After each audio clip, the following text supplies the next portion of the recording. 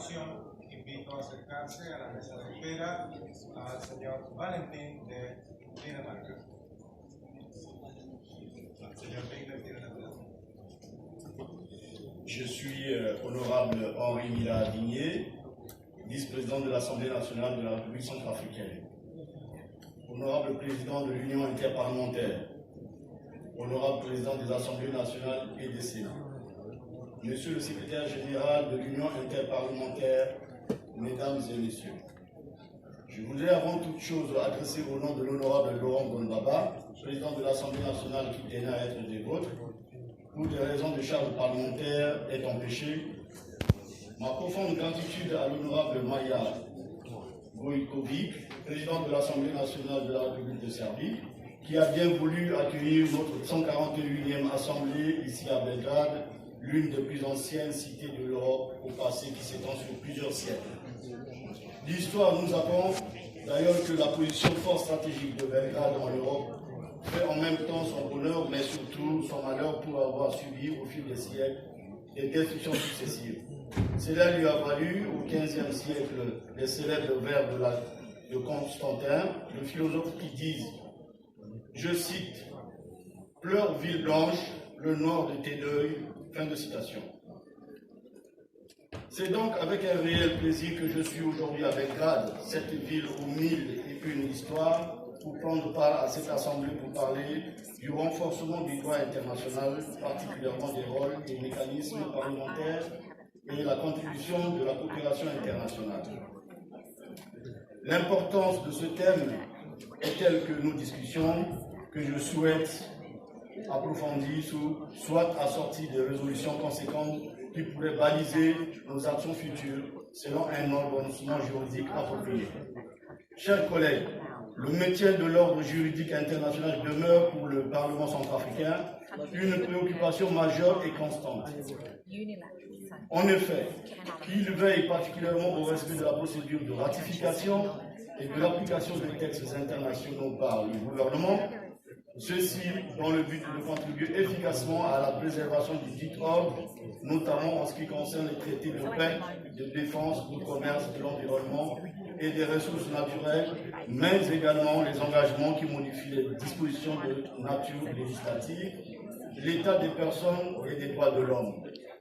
S'agissant du contrôle de l'action gouvernementale, notre Parlement s'y emploie selon les standards démocratiques universellement connus et acceptés.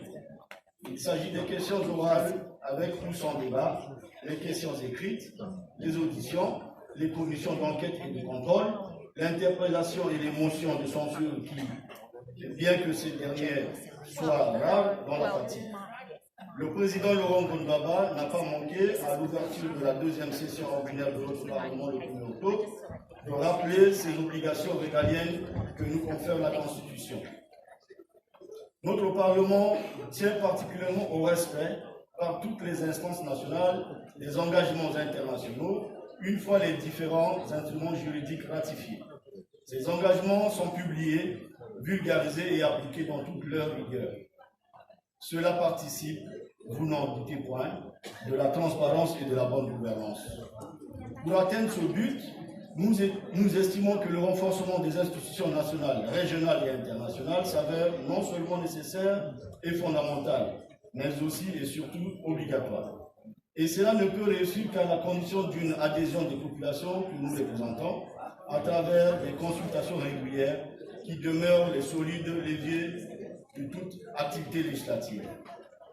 Chers collègues, au-delà de nos missions de représentation du peuple et du contrôle de l'action gouvernementale, nous avons l'obligation de veiller à ce que les populations vivent dans une parfaite cohésion sociale, dans l'amour, dans la paix, dans un état véritablement de droit qui en est le garant. Nous avons donc l'obligation de tout mettre en œuvre pour déceler afin de mieux étoffer les moindres signes de conflit avant qu'ils n'éclatent. Si jamais cela ne venait à arriver, nous devrions tout entreprendre pour le gérer, car les conséquences seraient dramatiques. Notre organisation, qui partage les objectifs de l'ONU, contribue grandement à la défense et à la promotion des droits de la personne, qui ont une portée universelle reconnue et dont le respect est un facteur essentiel de la consolidation de la démocratie. À propos de la démocratie, Notre Parlement a célébré pour une première fois cette année, avec éclat, le 131e anniversaire de la journée de la démocratie instituée en 2007 par une résolution de l'Assemblée générale de l'ONU. Cette résolution, fortement soutenue par l'Union interparlementaire, participe à n'en point douter au renforcement de la diplomatie parlementaire, mais aussi au développement économique. Cette célébration s'est traduite par l'organisation d'une conférence de presse suivie de débats avec la participation massive de la presse et l'assistance des représentants de toutes les institutions et forces vives de la nation. Chers collègues, toutes les actions que nous menons, qu'elles soient d'ordre juridique ou parlementaire, doivent concourir à la consultation de la paix sociale. Un pays sans paix est un pays condamné à être confronté au désordre, à subir diverses tensions pouvant déboucher sur des confrontations aux conséquences imprévisibles. Ne l'oublions jamais. Je vous remercie.